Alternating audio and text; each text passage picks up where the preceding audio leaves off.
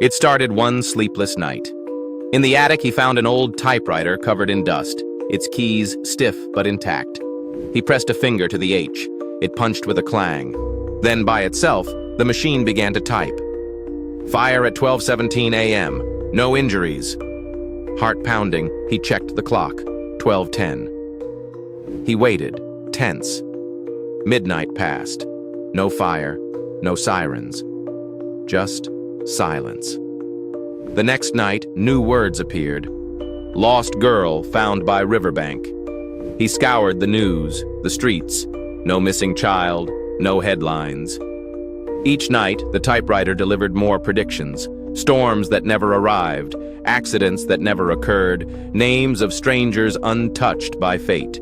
The machine's clacking became a nightly ritual, typing futures that vanished before they began. Was it warning him or rewriting reality? He began to wonder, were these events erased or were they never meant to be? If a machine writes a prophecy and no one remembers, did it ever happen? Could the typewriter be a ghost or a glitch in time itself?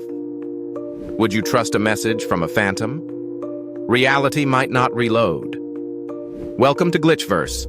Follow and subscribe for more content.